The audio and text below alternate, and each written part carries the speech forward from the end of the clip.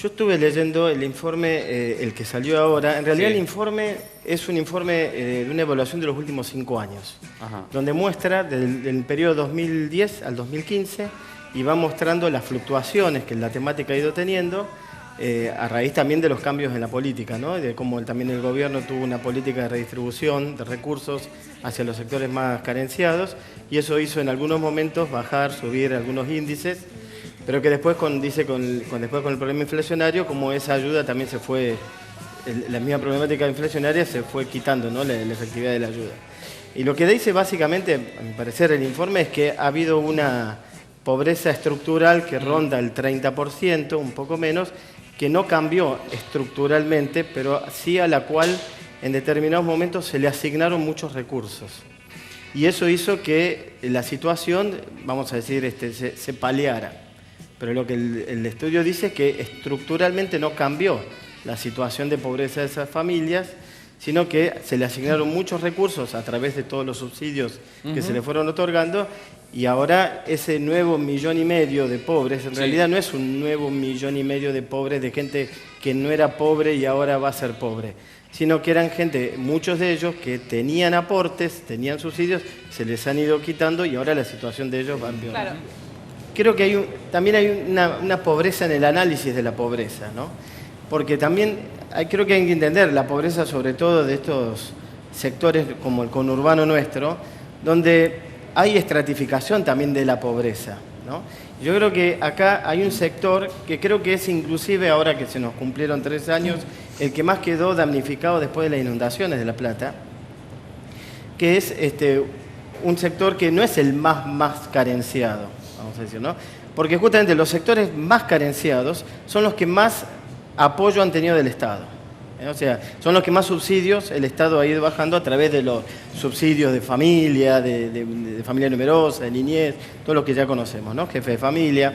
Pero después hay un sector que se ha empobrecido, yo creo que ese es un tema muy serio, que es lo que nosotros conocemos habitualmente como el que hace las changas.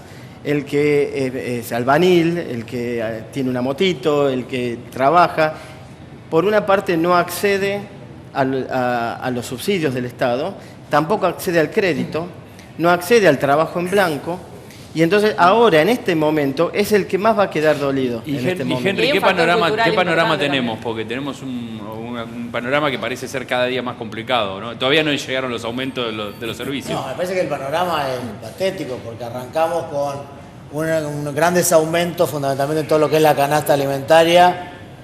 Digamos, si uno lo mira y lo analiza, arranca a partir del balotaje aproximadamente, para tomar una fecha, donde los formadores de precios, las grandes cadenas de hipermercados fundamentalmente, son las que ha habido un viva la pepa, digamos, han hecho valer ese ítem que es el por las dudas. Entonces, donde han podido aumentar, porque había un gobierno en retirada que ya no controlaba, y había un gobierno que todavía no había asumido y que desde mi punto de vista tampoco tenía mucha intención de controlar. Entonces, sumarle a esto la devaluación, sumarle a esto ese por las dudas que fueron incrementando porque se aumentó la tarifa de la luz y se anunciaron un montón de aumentos que se han concretado en estos días. Lo concreto es que todos esos aumentos todavía son muy poca la gente que ha recibido la factura con los aumentos. Pero en el de todos los días, de ir a comprar para comer todos los días, hemos recibido fuertes incrementos. Incrementos abusivos, incrementos injustificados.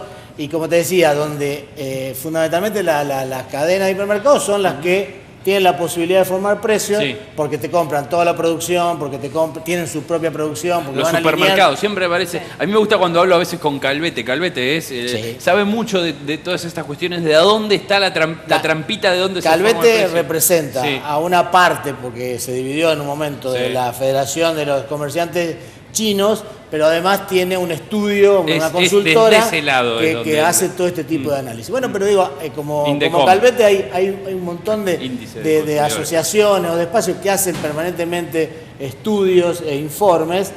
La CAME sacó hace poco Sí. un informe donde te dice cuál es la diferencia que hay entre el precio que se le paga al productor hasta que el consumidor lo paga en la góndola. Hay productos que llevan 19, 20 veces de aumento, y entonces está jodido la primer eslabón de la cadena débil, que es el productor, y el Ahora, último, que es el consumidor.